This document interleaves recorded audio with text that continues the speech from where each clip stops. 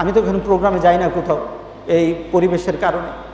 এই সুন্দর সুন্দর মজলিস হয়তো আমার জীবনে আর নাও পেতে পারি, কারণ আমার যখন আমি বলেছি আশহাদু আল্লা ইলাহা ইল্লাল্লাহু ওয়া আশহাদু আন্না মুহাম্মাদান আবদুহু ওয়া রাসূলুহু, আমার ঈমান যখন চলে আসলো, ঈমানের পর আল্লাহর দাবি হলো নামাজে ঢুক। এটা কার দাবি? আল্লাহর দাবি। আপনি যদি মুসলমান দাবি করতে চান, একটা ছেলে গতকাল তারে বললাম যে আমার সাথে এশার নামাজের পর আমি হাঁটতে বেরোবো। এমন সময় একটা ছেলে আসছে, আমাদের গ্রামের ছেলে না, বয়স্ক, নামাজ তো পড়তই না, কিন্তু গত 1-1.5 বছর আগে অসুস্থ হয়ে গেল। আমার কাছে আসলো আর বললাম যে নামাজ পড়িস। আমি কালকে তাকে ধরে কেঁদে দিছি।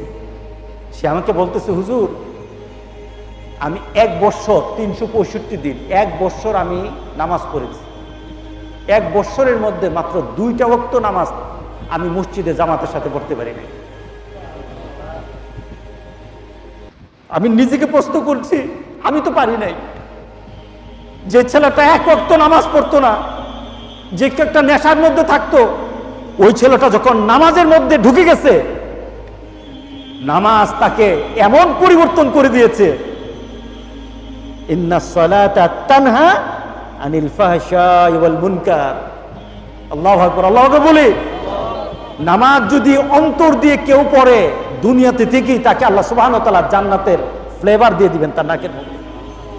এই ছেলেটা যখন কথা বলে, হুজুর আমি আমার বউকে বলে দিয়েছি, পরিবারকে বলে দিয়েছি, নামাজ পড়বো না, তোমার রান্নাও খাবো না। এটা হলো পরিবর্তন, এটা হলো পরিবর্তন। বেনামাজি সন্তান দেখলে বাপ কিন্তু খুশি হয় না। মরার সময় আপনার সন্তান এমন একটা দাঁড়ানো যে নামাজও পারে না, কুরআনও বুঝে না। এই ছেলেটাকে দেখে বললে কি আপনার কি সওয়াব বাড়বে? আপনার মনটা তৃপ্তি লাগবে? আচ্ছা, একটা ছেলে আপনি জানেন সে 5 ওয়াক্ত নামাজ জামাতের সাথে তাকবীরুল্লাহর সাথে পড়ে, এটা আপনার ছেলে, এটা আপনার নাতি, এমন একটা সন্তান আপনার সামনে দাঁড়ানো। ছেলেটার দিকে তাকিয়ে তাকিয়ে আপনি চিন্তা করবেন, আমার জীবনের শেষ মুহূর্তটা একটা ভালো ছেলেকে দেখে মরতেছি, একটা নামাজি ছেলে আমার সামনে।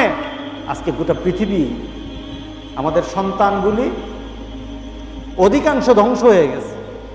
অধিকাংশ আমাদের সন্তানগুলি নেশাতে পড়ে গেছে। অধিকাংশ আমাদের সন্তানগুলি আজকে মোবাইল নিয়ে আল্লাহ এবং আখিরাতকে ভুলে গেছে।